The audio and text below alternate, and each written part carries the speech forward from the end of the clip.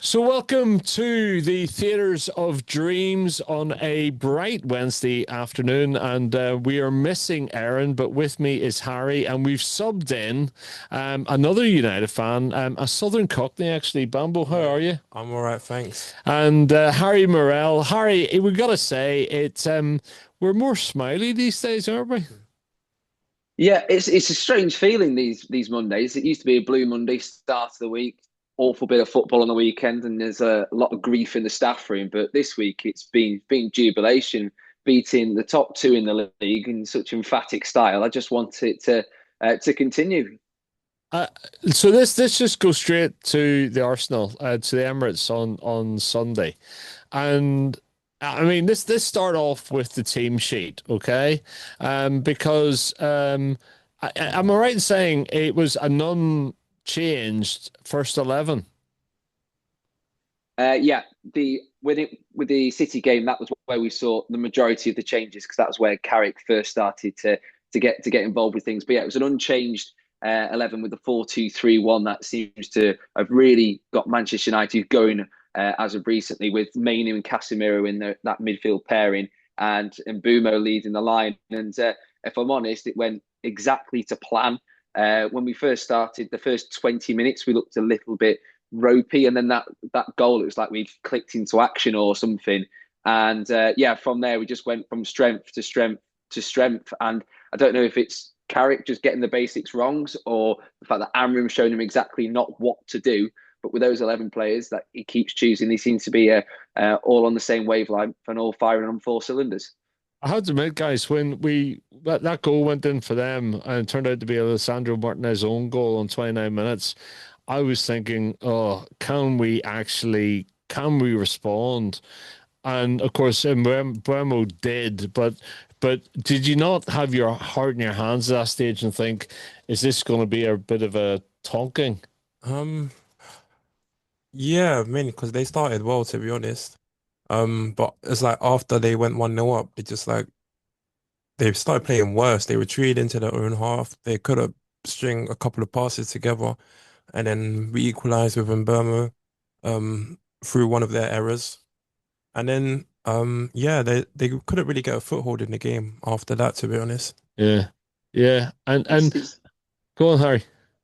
I was going to say it with I completely echo what you're saying there. It almost feels as though Arsenal. I don't know if it's the pressure or the overcomplication or what, but the after that goal went in, they sort of look a bit starstruck, a little bit deer in the Yeah. headlights. I know they got an equaliser, but that didn't look like a team who were top of the league and who have Mhm. been ahead for such a long period of time. That's the. I mean, actually, when you looked at their starting 11, I was looking at it and thinking, who intimidates you in this squad? And they are the sum of their parts, aren't they? But they seem to get a bit rabbit in the headlights after we equalised. Yeah, it's one of those. The amount of times I've seen on social media, and I don't know if it's just for rage baiting things, but you see Arsenal fans comparing the current Arsenal team with like iconic teams of the past, like United '08, Real Madrid Prime, all this sort of stuff. And nine times out of ten, they choose the Arsenal players over the top of them. I guarantee you now, if you did a combined 11 of the two teams who played on Sunday, I don't really think any of them would have got into the squad because Gabriel Jesus, he came into the starting lineup after his success in European competitions. He didn't give much of a threat, and then Gyökeres, he just looked completely lost. Saka was a little bit of a handful, but it just seemed as though the only time that Arsenal really looked threatening was from the corners and the set pieces where they just would pile everybody onto the Yeah. goalkeeper, and that's where we sort of look to wobble. And I think it says a lot for United the fact that the only real threat we had was from the set pieces. And I know it's sort of become a set piece merchant league, but I can take an awful lot of positives from that, from what we created, and also how we were able to basically subdue Arsenal for pretty much 60 minutes of the entire match. Have I seen a stat this week that's talked about the number of goals that Arsenal have got from set plays, free kicks, and corners as opposed to open play? Or is that a more general Premier League thing that's going around at the moment?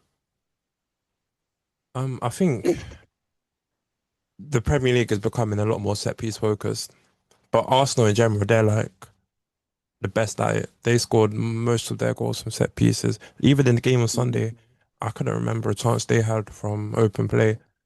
Most Yeah. of yeah, like Harry said, most of their chances were padding on the goalkeeper, crowding him, and then yeah, but luckily we defended it well. And Yeah, with the and set then piece, with go on. I was going to say, I've got the stat for you, and it is literally half their goals. They've scored 40 league goals so far this season, and they've got 17 from set pieces. And that's only factoring in currently Premier League games, and obviously they're flying higher in European competitions, top of the league. But if you, it was an inch because obviously whenever there's European football, you always compare it between Premier League and European games. And for United fans, we don't really do that at the moment because we're not involved with it. But there's been a lot of talk about the games tonight, which we'll obviously come on to later on, and looking at the physicality and the actual style of play between the two games. And the Premier League has come a little bit boring. You saw Anthony Gordon mentioning Yes. that everything seems to be coming from set pieces. And where you go to European competition, those games are always exciting because it's a Yeah. lot more attacking. There's not a lot of wasted time yet in the Premier League. It's just that's why we keep getting so many minutes added on. It's and we've had people talking about should towels be banned from the Premier League. I think that says a lot about the style of football we're seeing at the moment, and also the direction not only of where football's going, but if you look at the television broadcast, whenever there's a set piece or whatever, the first thing they pan on is not the manager, it's the set piece coach, and it's always the Arsenal set piece coach who they're panning onto straight away. You're saying, do this, do that. I don't really think he's got a clue. Basically, it's put it in the mixer and pile all the players on top of the goalkeeper. I put it in the picture. I'll tell you what though, Dorgy Best goal. I don't think that came from a set play, did it? Not at all. It was an absolute sprint. It was almost Corner. reminiscent of was it Yeboah who scored for Leeds and the way Yeah. it sort of came off the inside of the crossbar. It was a brilliant goal. I was drinking in Sevenoaks in Manchester, and there was a few cocky Arsenal fans in there when they first scored and they're giving it all that. And then when that hit off the bar, it was just the whole place went erupted and they were just silenced because it was one of those finishes. We talk about United Arsenal being this big rivalry. It was a big goal for the big occasion. Was Yeah. it was a huge goal, and I think actually, and the thing that told me that there was a bit of steel about us was the fact that having conceded to Mourinho's goal at 84 minutes, and I can't remember what his goal was like. Somebody remind me, but the fact that then we came back with the winner with Cunha on 87, and that was a great take as well, wasn't it? Yeah, that was really good finish. Um the link up between him and Bruno, and I forgot who else it was. It was a really good finish into the corner. I don't think keep goalkeeper had a chance. He Yeah, didn't. It no, he was a didn't. beautiful goal. Yeah. A really good goal. But yeah, I mean, I guess, guys, this has been one of the challenging and frustrating things about United for years now, in that we can sometimes do it against the big teams. We turn up, we play, uh, and it's against the teams middle to bottom of the table that we seem to lose our concentration. Am I right there, or am I being unfair?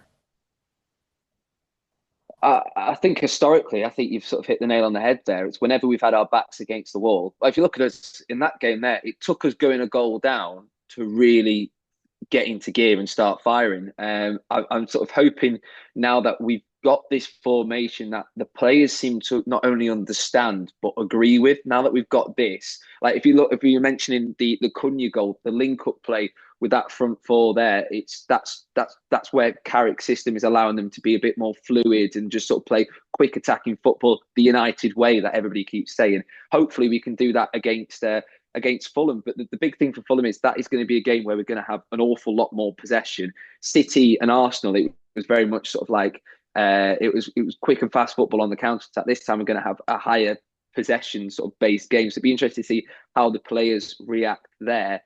But yeah, I just thinking we've got this momentum. Let's go on and try and get a result at Fulham. And also for the sake of Frank and him shaving his head, he'll be licking his lips at the opportunity here because we actually have the longest unbeaten record in the league currently at the moment with 6 unbeaten, which I think is a mad stat. Wow. And I guess the only downside really from the weekend was the news today or yesterday that Paddy Dorgu's got a hamstring injury, which might mean that he's out for up to 10 weeks, which is pretty much a lot of the rest of the season. And he's been quite a big player in the new structure of the team, has he not? Yeah, he's really come into form. Really comes from. Yeah, he scored against City, Arsenal. It's just unfortunately he's got injured at this point in his in the season. Yeah. But we hope he can pick up where he left off when he gets back. Yeah. Yeah, that it's I feel you feel for a player when they're on the march, if you like, and then suddenly Mhm. that happens. But yeah, I mean, I'm just looking at the stats from the game, Harry, and they had an XG of 1.2, ours was 0.73. So we took our chances really well, and they had 15 shots, we had 10, and they had four on target, we had three. So I mean, we were efficient, weren't we? And we were accurate as well. Yeah, and I think that was both at the top of the pitch and also the bottom of the pitch as well. I thought Martinez, apart from his own goal, which I don't really think he had a clue what was going on there, I think we were solid Yeah. all round, and that's something we've Yeah. we've we've not said for a while. From the goalkeeper all the way to the number nine, we look really good. Even when Sesko came on, I know that he's been dropped by Carrick, as he's been favouring Mbumo instead. But even he looked off the ball, looked quite solid as well. I think Carrick as well has been helped with the fact that he's had a lot of players return from AFCON, and that right side we kept talking about. It just seems to be working tremendously well. I think we've with the absence of Dorgu, who's definitely sort of coming to his own in this left wing position. I don't know why Amrin kept playing him as a left wing back, because in this sort of more attacking role, he seems to be really, really confident going forward. Yeah. I think that's where the only sort of question mark might be come the weekend. But then again, we look at the sort of players we've got on the bench. It's not as if we're completely lost for ideas. So I think, yeah, as long as everybody can keep getting the basics right, I think then I feel confident for the Fulham game and confident for all the games going forward as well. And I love the story about Carrick's boys being at the away end at Arsenal at the weekend as well. Yeah. I mean, there's something just really nice about that. You know what I mean? Yeah, it's just live and breathe the football club. It's what we saw when Carrick was linked with actually getting the interim job. All the pictures of him in the away end, or recently leading the chants and everything. And you can see that we Yes. talk about players or managers coming in not knowing the identity of the club. That's clearly a man who lives and breathes Manchester United, both up and down the country and in Europe when we get there. So we saw. I Let's think let's Ashley Young Yeah. was Ashley in the and ground as well. So Ash Young was there with his son. Lissandro Martinez's dad was in the away end as well, which is good to see. Yeah. Cool. Yeah. Yeah, I didn't know that. Other results at the weekend. One of the shocks, I guess, would it be FC Bournemouth beating Liverpool at home 3-2. Stuttering Liverpool. Do you think I saw something about Alonso being linked, Shabby Alonso being linked. Do you think there's anything in this? I think, well, is it Liverpool do like we've seen in the past, they like to employ former players as managerial roles. You look at Kenny Dalglish, he's done it most recently, and Slot's been under pressure for quite a while. And when the manager of Alonso's pedigree, I know he didn't perform quite as what he would have liked to have done at Madrid. He does have that proven record. Then eyebrows do start to raise.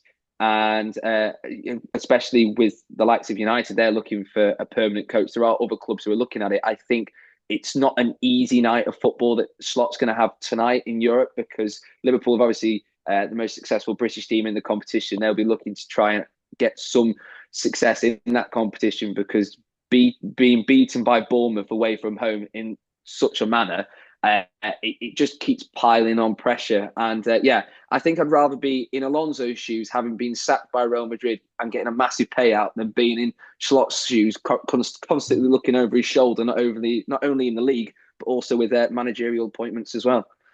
And I saw something about maybe it was in one of the articles I read, but was it do do Liverpool pass it to Salah too much? Do they overpass to Salah, and have they become too reliant on Salah for that type of thing? And possibly also, are the performance drops of Salah and Van Dijk behind some of the issues with Liverpool? What do you think, guys? Yeah, I'd say definitely. Like this season, Salah's been like a shadow of himself in past seasons. Mhm. Can't seem to like just like get started really. Van Dijk as well is making a lot more mistakes this season than he has in all his previous seasons combined. So I'd say their downturn in form has definitely been part of the reason why Liverpool can't seem to put a run of Consistent wins run. together. Yeah. Yeah. Yeah. And Yeah, the but other the other sorry, Harry. I was going to say, I think someone who summed it up really well was the Observer's Rory Smith, who said that Liverpool have been consistent in not being very good this season. And I Yeah. think that sort of coincided with the struggles off the pitch, trying to secure Salah and his contract, the issues with the manager, and also the financiers of the club because he spent so much money, and it just doesn't seem to be coming into fruition. I think as well when you're talking about Salah and is there an over reliance, we saw that at United last year. The fact that everything went to Bruno Fernandes, it had to go through Bruno Fernandes for us to make any chances whatsoever. And it's sort of like teams figured us out, and it seems as though teams have figured out Liverpool. It'd be interesting to see. I don't have the stats to hand, but comparing what the performances were like when Liverpool without Salah in the AFCON compared to what they are now. But I think if I remember vaguely, they seem to be playing with a bit more dynamism and a bit more sort of diversity as well, rather than just going down this channel. But I think, yeah, as I said, there's pressure on the manager, there's pressure on the club as well, being because last season they ran away with it, and now it's just the complete yin and yang. It's Yeah. it's beggars belief, to be honest. Well, I think it adds merit to the idea that really last season there was the Klopp season as well. Mhm. It was a there was not much overlap between Klopp. The Slott's job was to not impact it too much. And the other big game on Saturday that might have an implication for management is Burnley 2, Tottenham 2, and Tuanzebe getting the leveler for Burnley. Do you think Romero's 90-minute equaliser will save Frank at Tottenham? Oh, that's a tough one. I I think mean, go on, Harry, go on. well, I was going to say it's Frankie's on borrowed time. We Yeah. know that, and we know that Tottenham fans are very strange. I mentioned the sort of the madness of Arsenal fans, but I think Tottenham are more deranged fans. No offense, but they've had one sniff of silverware, and there's now an expectation for them to be high flyers in the competition. And I know it's from a fan level the amount of money that they are paying to go and see these games of football, a bit like Manchester United. There is an expectation for the money that the fans are investing that there needs to see some form of reward. I feel desperately sorry for Thomas Frank. I think he's a great coach. I thought he was brilliant at Brentford. I feel like maybe the decision to go to Tottenham might have been the wrong one because of, as we know, the hostility around the club and the expectation on the manager. I still stand by the fact that I would like to see him at United. A couple of years ago, I would have liked to have seen him come in as the personal appointment because the full time appointment because I think he's a decent coach. I just think it's who's gonna jump first. Is it going to be Frank or is it going to be the club who are going to pull the trigger on it? But Yeah. for Tottenham, it's two managers. It could be two managers in 2 seasons. That's not great for their books anyway. And as a North Londoner, do you have many mates who are Tottenham fans? Yeah, my uncle's a Tottenham fan as well. Yeah. Um, he Sorry was to insult your uncle, by the way. I will say that. What are they saying, Bambo? um he's not happy that with the football that they're playing. It's like their attackers can't seem to score or get into any run of form. Like a lot of their goals in the past games come from their defenders. Um, yeah, they just. I think Frank's on borrowed time, as Harry said. Mm, He's I guess. is on thin ice. I reckon. I think he's got about three more games in him. I say to prove what he can do, including tonight's game. Yeah, there's Champions League tonight. We'll Do you come on think? to that in a minute. Go on, Harry.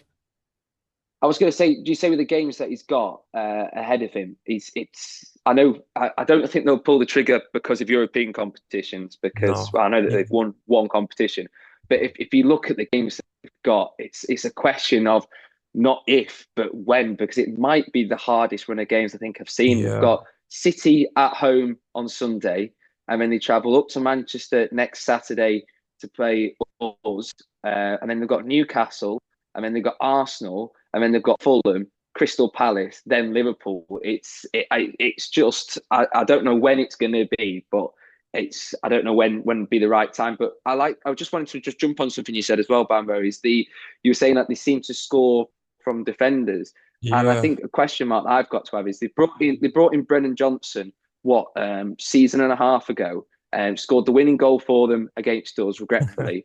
But Yeah. then they've just offloaded him to Crystal Palace. What's Yeah. going on there in terms of their recruitment strategy? It just seems as though I thought we were bad and not having an idea of where we're going, but that just seems even more I've bonkers. read that even Colin Wiley's loan might be getting terminated soon as well. Like it's just I don't know what's going on there. I don't know.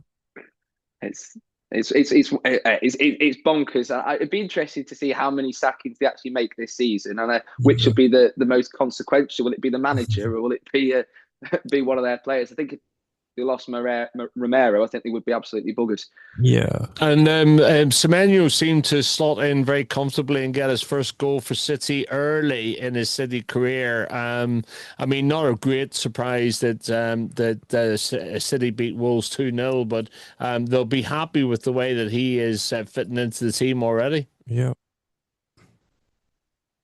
Um. Well, I thought Semenyo was a quality player. I wanted him at United, and I think he scored in his debut, and he keeps going from strength to strength. And I think it will sort of make City fans feel a bit better about things, because at the moment the person who doesn't seem to be able to score is Erling Haaland, and it says a lot. When the biggest news story coming out of Manchester City, other than Oscar Bob going to Fulham, is an article which the BBC and I think the Athletic have run to say, should you take Erling Haaland out of your fantasy Premier League team? I hadn't seen that actually. I hadn't seen that at all. Now, was he? He was subbed. No, he was on the bench. Yeah. He was benched. Yes. Yeah. Mm. Yeah. And then he came on in He was 73 he was minutes for completely Turkey. absent. And he was completely absent in the derby as well. There's a clip going around of Angry Ginge realizing that Haaland was actually on the pitch after 60 minutes because he just didn't touch the ball at all. We've heard before that Haaland doesn't need many touches to score, but it'd be helpful if he was actually somewhat compass mentis on the pitch. You can tell that Erin's not here today because I'm getting a few City jabs away without too Yeah, much deflection from the blue side. she'll be back next week. You'll be up against it then. Any other results of the weekend catch your eye at all, guys? Um. We talked about Burnley, Tottenham, West Ham, 3-1 over Sunderland.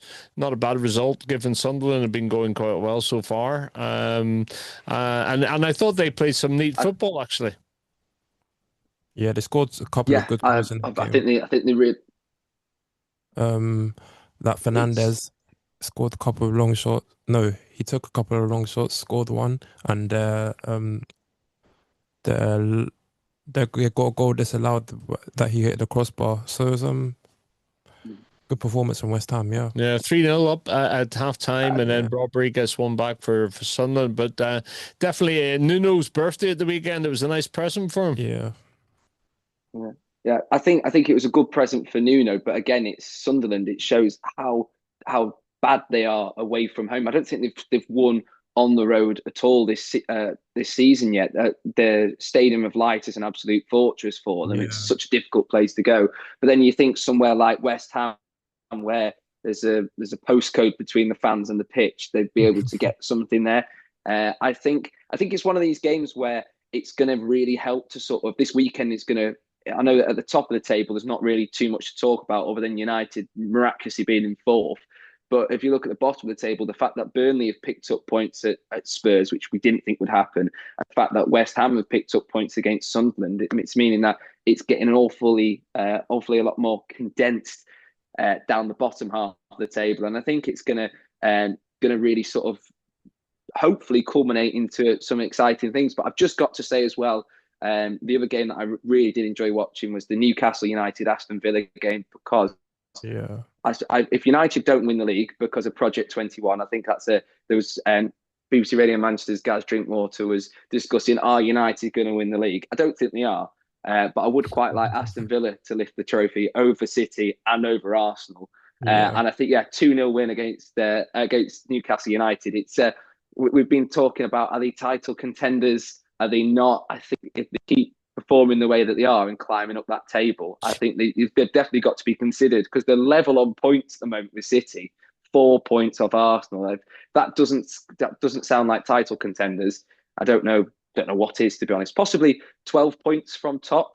A feat that has only been managed from Manchester United 5 times. Could this be the 6th time that we've clawed back 12 points to win the title?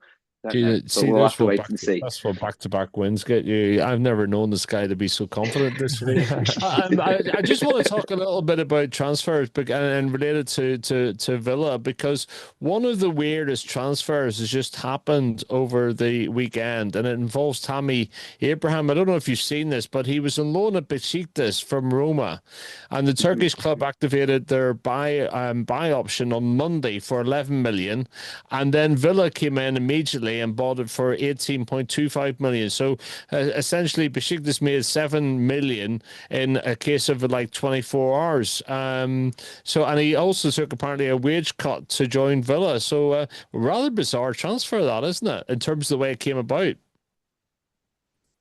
Well, it was an official player for Besiktas for 28 hours. It's not quite the record for the shortest transfer. That's a pub quiz question and a half, which I do not know the answer for.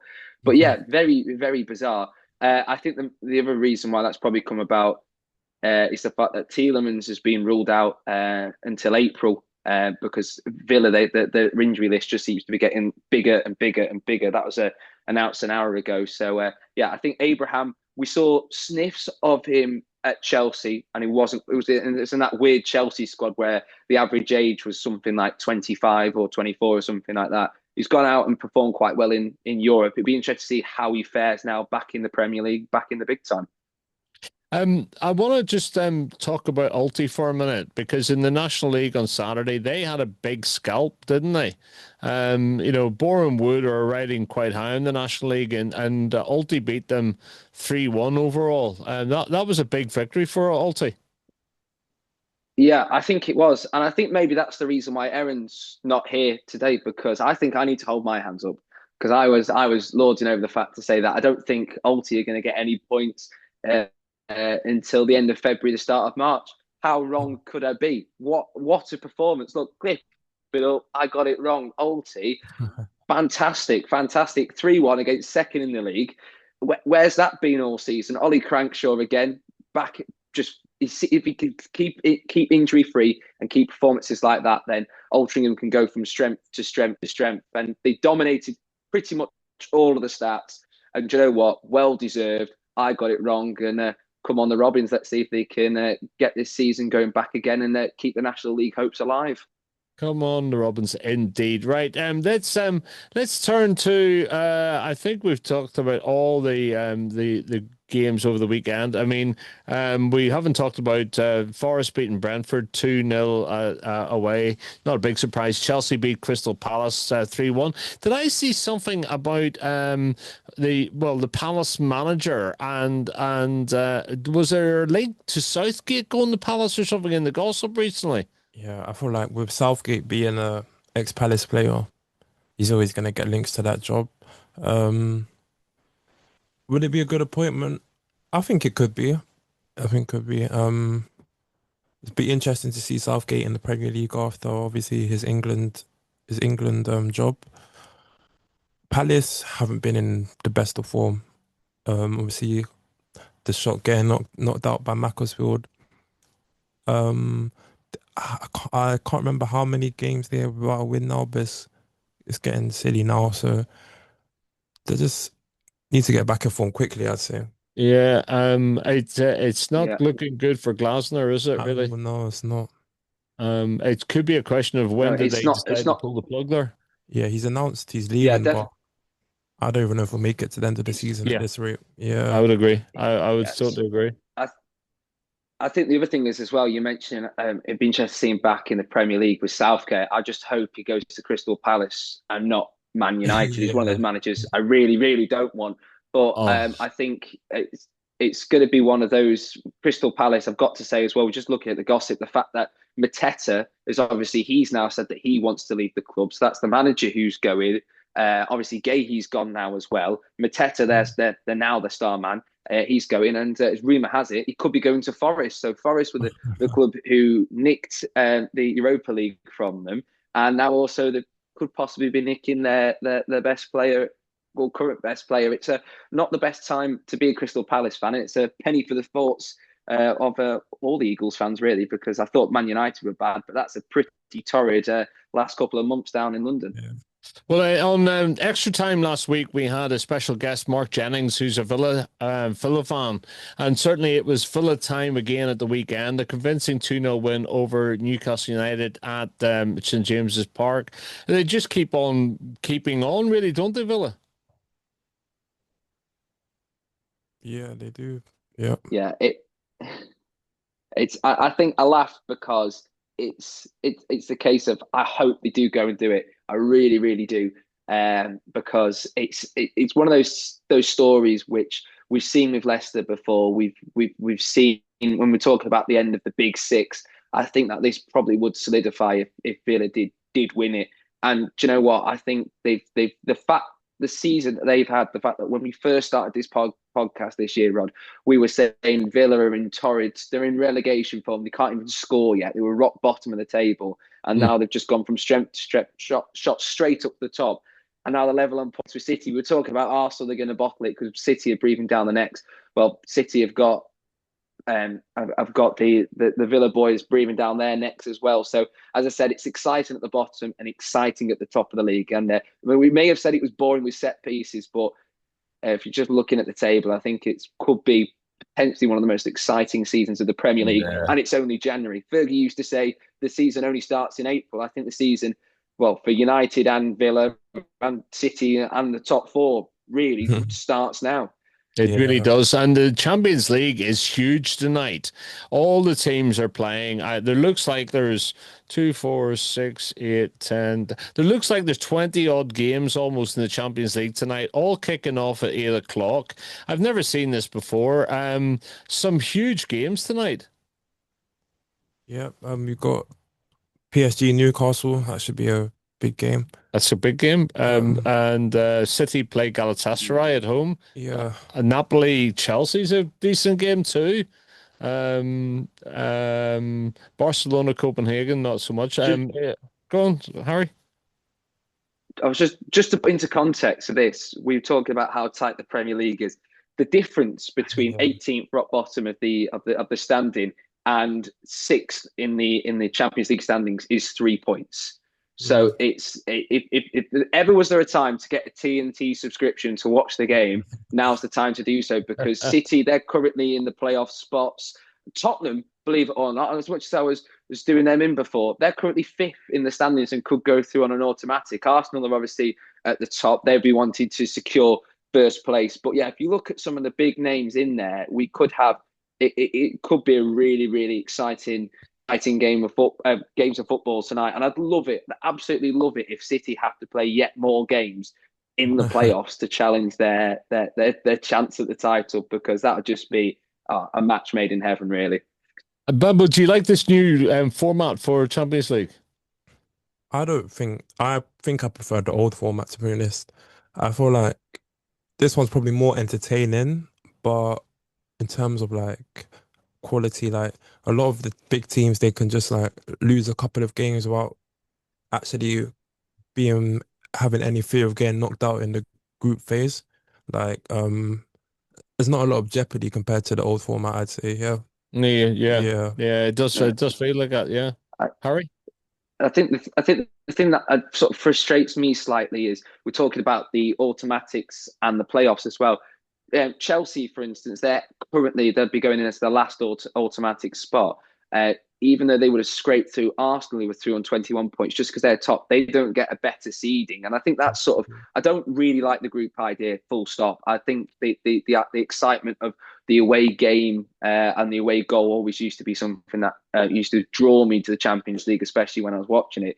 But now with this, it's almost a bit like you see teams who are sort of pretty much secured in that top half. They'll sort of be going, right, we're not really going to go for it, because there was last season, we thought there'd be a big difference between finishing first and finishing eighth. And that's where City really went hard, Guardiola especially.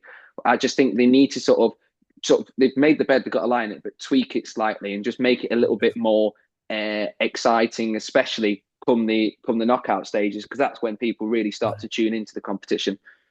Thursday night then is Europa League stage, and again there's something like 20 odd games, and quite a few UK based teams playing. Villa play Red Bull Salzburg at home. Celtic have Utrecht at home. Forest play Ferencvaros, I think that's how it's pronounced. Greek side, I'm assuming. And just trying to see elsewhere any other ties that are interesting. Can't really see Yeah, any you got that. Porto v Rangers as well. Oh yeah, Porto for Rangers. Yeah, good Yeah, shout actually. Yeah, Rangers have they've already not qualified for the playoffs. They've been quite poor in the Europa League this season. yeah. Celtic, I think they're bottom of the playoffs. Um, so that if they win, it'll be big for them. They'll qualify for a playoff spot as well. So there's a bit on the line for Celtic. Yeah. Mm. Yeah, and then let's move into the weekend. All the games are either Saturday or Sunday, and in the Premier League, there's no lunchtime game. There's three o'clock kickoffs. Brighton Hove Albion have Everton. Leeds United host our Arsenal. That should be a good game. Yeah. Wolves take on Bournemouth. Chelsea and West Ham United, an all London affair is the 5:30, and then the 8 o'clock game is Liverpool Newcastle United. Both teams searching for a bit of form at the moment. That should be interesting. Yeah, of course that would be the biggest game in terms of the biggest names. That's why it's at 8 o'clock. But I think the game that I'll be really focusing on is that Leeds United Arsenal game, because Mhm. if Arsenal drop points to us, I think Leeds at Ellen Road is always a difficult place to go, especially at the moment with this Barker's new system, which he seems to get in all these players playing phenomenally well. I feel like Arsenal could really really drop points there. And I think at this point of the season, majority of eyes will be focused on Arsenal to see where they slip up, because we've been talking about it for ages. And I'd love it if Leeds could get the 3 points there, because then that would really, really spice things up. All right, Kevin Keegan. And the National I League, would love it. I love it. And in the National League, Ulti go to Carlisle United, a trip north at 3 o'clock. What do you think of that one, Harry? So it's a heck of a long way to go, and I think it's a heck even further to go, especially with the prospects of playing such a tough opposition. Of course, they've got Regan Linney, who was a former Alty man. I'm not going to say too much on Alty, because last time I got it horribly wrong. I might just say the same thing. We'll get absolutely battered 6-0, and hoping that reverse psychology will pick up another 3 points and climb up to 12th in the league. But fingers crossed anyway. I certainly won't be making the trip up Right, okay. this time round, unfortunately. You're But saving your of course, if you pennies want to for listen another to trip. it, I am. I'm saving it. But of course, if you want to listen, you can listen live on Radio Robbins. But yeah, it's one of those games as well where actually where I'll be going is I'll be at the on Sunday. I'm saving my pennies because I'll be at United Fulham. Hopefully, I'll actually see a win at Old Trafford. I've not seen a win yet this season at Old Trafford, and Do you I don't fancy a want to little? know how much money I've spent there. Do you fancy a little lunchtime beverage maybe on Sunday before the game?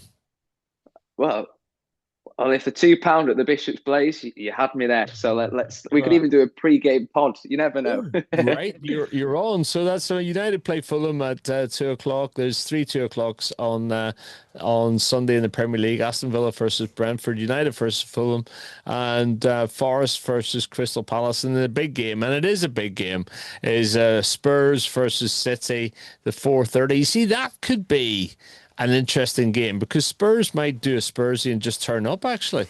Yeah. What do you think? Spurs have a good record against City, to be honest. Spurs used to be their kind of bogey club.